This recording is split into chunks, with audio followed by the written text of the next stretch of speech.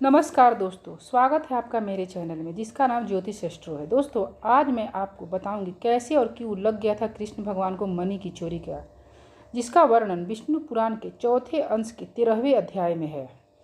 राजा सत्यजीत के मित्र भगवान आदित्य थे। एक दिन समुद्र तट पर बैठे हुए सत्यजीत ने सूर्य भगवान की आराधना की। उसकी आराधना से प्रसन्न होकर भगवान भास्कर उसके सम्मुख प्रकट हुए। सत्यजीत के प्रणाम तथा स्तुति आदि कर चुकने पर भगवान आदित्य ने उसको अपना अभीष्ट वर मांगने को कहा।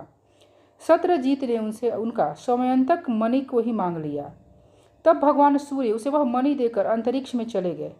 फिर सत्यजीत उस निर्मल मणि को अपने गले में पहनकर सूर्य के समान समस्त दिशाओं को प्रकाशित करता हुआ द्वारका में प्रवेश किया। सत्यजीत ने वह समयंतक मणि अपने घर में रख दी। वह मणि प्रतिदिन 8 भार सोना देती थी। उसके प्रभाव से संपूर्ण राष्ट्र में रोग, अकाल, सर्पदंश, अग्नि, चोरी और गरीबी का भय खत्म हो गया। भगवान कृष्ण को भी ऐसी इच्छा हुई कि यह दिव्य मणि तो राजा उग्रसेन के योग्य है। सत्यजीत को जब यह मालूम हुआ कि भगवान मुझसे यह रत्न मांगने वाले हैं, तो उसने लोभवश वह मणि अपने भाई प्रसेन को दे दिया। किंतु उसे यह मालूम नहीं था कि इसे पवित्रता पूर्वक ही धारण करना है। अशुद्धावस्था में धारण करने से यह मणि घातक हो जाती है। प्रसेन ने उसे गले में बांधकर शिकार के लिए वन में चला गया। वहां उसे एक सिंह ने मार डाला। सिंह ने उसे मारकर उस निर्मल मणि को अपने मुंह में लेकर चलने को हुआ, तो उसी समय ऋक्षराज जाम्बवंत ने उसे मारकर वह मणि लेकर अपने गुफा में आ गया और उस मणि को खिलौना बनाकर अपने पुत्र को दे दिया। प्रसेन के न लौटने पर सब यादवों में यह कानाफूसी होने लगी कि कृष्ण इस मणि रत्न को लेना चाहते थे। अवश्य ही इन्होंने मणि ले लिया। इस बात का पता लगने पर संपूर्ण यादवों के साथ कृष्ण भगवान प्रसेन के घोड़े के पैरों के चिन्ह का अनुसरण किया और आगे जाकर देखा कि प्रसेन के घोड़े सहित सिंह ने मार डाला है। फिर सबने सिंह के पैरों के निशान देखे और उसके पीछे गए। वहां पर ऋक्षराज द्वारा मारे हुए सिंह को देखा, किंतु उस मणि के महत्व को जानते हुए उन्होंने जामवन के पैरों का भी अनुसरण किया और संपूर्ण यादव सेना को पर्वत के तट छोड़कर जामवन के गुफा में घुस गए। अंदर जाने पर भगवान ने बालक को बहलाती उसकी माँ की वाणी सुनी। वह बोल रही थी, सिंह ने प्रसेन को मारा, सिंह को जामवंत ने मारा। हे सुकुमार, तू रो मत, यह समयंतक मणि तेरी ही है।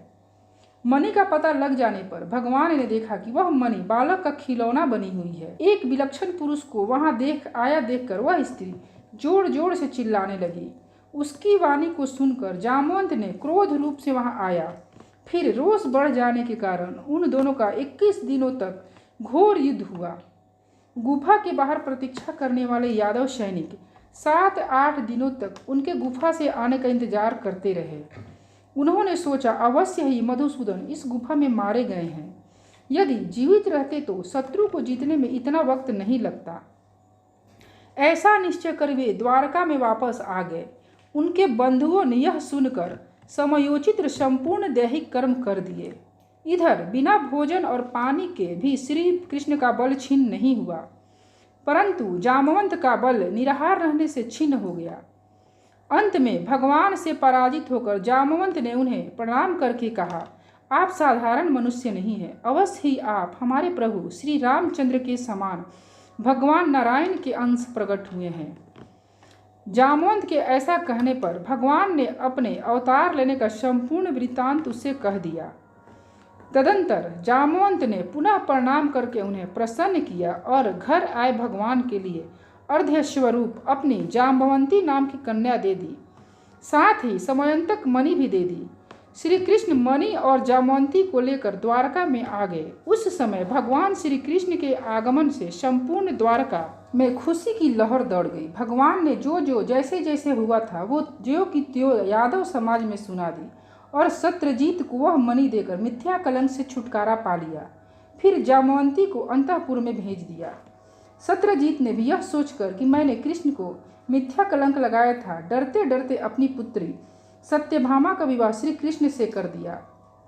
उस कन्या को पहले अक्रूर, कृतवर्मा और शतधन्वा आदि यादवों ने पहले विवाह करना चाहा था। अतः श्री कृष्ण के साथ उस विवाह कर देने से उन्होंने अपना अपमान समझकर सत्यजीत से वैर बांध लिया। बाद में सोते हुए सत्यजीत को मारकर शतधन्वा ने वह मणि ले लिया। इधर श्री कृष्ण और बलराम को जब यह पता चला तो दोनों शतधन्वा को मारने के लिए उद्यत हो गए। कृष्ण और बलदेव को अपने वध के लिए उद्यत जान शतधन्वा ने कृतवर्मा से सहायता के लिए प्रार्थना की। तब कृतवर्मा ने कहा, मैं बलदेव और वासुदेव का विरोध करने में सक्षम नहीं हूँ। उसके ऐसा कहने पर शतधन्वा ने अक्रूर से सहायता मांगी। तब अक्रूर ने भी उसकी सहायता करने से इनकार कर दिया। तब शतधन्वा ने कहा, यदि आप मेरी रक्षा करने में अपने को असमर्थ समझते हैं तो यह मणि मैं आपको देता हूँ, इसे लेकर आप इसकी रक्षा कीजिए। इस पर अक्रूर ने कहा, मैं इसे तभी ले सकता हूँ जब अंतकाल उपस्थित होने पर भी तुम किसी को यह बात ना कहो। तब शतधन्वा ने कहा, ऐसा ही होगा। इस पर अक्रूर जी ने वह मणिरत्न अपने पास रख ली। शतधन्वा ने पहले घोड़ी और फिर घोड़ी के मर जाने पर पैदल ही भागा। कृष्ण और बलदेव उसका पीछा कर रहे थे। तदंतर कृष्ण ने बलदेव से कहा, आप अभी यहीं रुकिए, मैं इसका पीछा करता हूँ। तब बलदेव जी ने कहा, ठीक है। श्री कृष्ण केवल 2 ही कोस तक पीछा कर अपना चक्र फेंक कर दूर होने पर भी शतधन्वा का सिर काट डाला, किंतु उसके शरीर और वस्त्र आदि में बहुत ढूंढने पर भी जब वह मणि नहीं मिला तो बलभद्र जी के पास जाकर उनसे कहा, हमने शतधन्वा के व्यर्थ ही मार दिया, मणि तो उसके पास है ही नहीं। यह सुनकर बलदेव जी ने सोचा, श्री कृष्ण उस मणि को उनसे छिपाने के लिए ऐसी बातें बना रहे हैं। बलदेव जी ने क्रोधपूर्वक भगवान वासुदेव से कहा, धिक्कार है तुमको, तुम बड़े ही अर्थलोलुप हो। भाई होने के कारण ही मैं तुमको क्षमा किए देता हूँ, तुम यहाँ से जा सकते हो। अब मुझे तो द्वारका से तुमसे अथवा सब सगे संबंधियों से कोई काम नहीं है। मेरे सामने अब तुम्हारे इन झूठी शपथ का कोई प्रयोजन नहीं है। 3 वर्ष बाद सबके मनाने पर बलदेव जी वापस द्वारका आए। अक्रूर जी ने वह मणि लेकर मणि रत्न द्वारा प्राप्त स्वर्ण से निरंतर यज्ञ अनुष्ठान करने लगे। 62 वर्ष तक द्वारका में रोग, गरीबी, महामारी, सर्पदंश, मृत्यु आदि कुछ भी नहीं हुआ। तदंतर अक्रूर जी द्वारका को छोड़कर चले गए। उनके जाते ही द्वारका में गरीबी, रोग, अकाल आदि उपद्रव होने लगे। तब श्री कृष्ण बलभद्र और अग्रसेन आदि यदुवंशियों के साथ मिलकर सलाह करने लगे, इसका क्या कारण है। तब श्री कृष्ण ने विचार किया, अवश्य इसके पास वह समयंतक नामक मणि है, उसी का ऐसा प्रभाव देखा जाता है। ऐसा निश्चय कर किसी और प्रयोजन के उद्देश्य से उन्होंने संपूर्ण यादव को अपने महल में बुलाया। फिर अक्रूर के साथ परिहास करते हुए श्री कृष्ण ने उनसे कहा, शतधन्वा ने तुम्हें जो मणि सौंपी थी वह हमें सब मालूम है। वह संपूर्ण राष्ट्र का उपकार करती हुई तुम्हारे पास है तो रहे, किंतु बलभद्र जी हमारे ऊपर संदेह करते हैं। आप हमारी प्रसन्नता के लिए एक बार उसे दिखला दीजिए। तब अक्रूर जी सोचने लगे, यदि मैं ना करता हूं तो केवल वस्त्रों के ओटे में टटोल कर उसे देख लेंगे, अब विरोध करने में हमारा कुशल नहीं है। तब श्री भगवान से अक्रूर ने कहा, शतधन्वा ने वह मणि मुझे सौंप दी थी, उसके मर जाने पर बड़ी कठिनाई से मैंने यह मणि अपने पास रखी है। अब लीजिए, आपकी यह समयंतक मणि यह रही, आपकी जिसे इच्छा उसे दे दीजिए।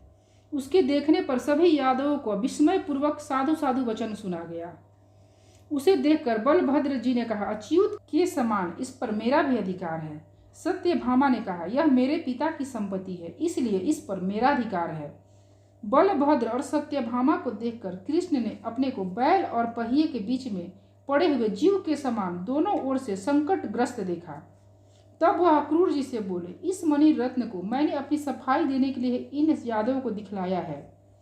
इस मणि पर मेरा और बलभद्र जी का समान अधिकार है और सत्यभामा की यह पैतृक संपत्ति है और किसी का इस पर कोई अधिकार नहीं है। यह मणि सदा शुद्ध और ब्रह्मचार्य आदि युक्त रहकर धारण करने से संपूर्ण राष्ट्र का हित करती है और अशुद्ध अवस्था में धारण करने से अपने आश्रयदाता को ही मार देती है। मेरे 16,000 स्त्रियां हैं, इसलिए मैं इसे धारण नहीं कर सकता हूँ। सत्यभामा भी इसे कैसे धारण कर सकती है। आर्य बलभद्र को भी इसके कारण मदिरापान आदि संपूर्ण भोगों को त्यागना पड़ेगा।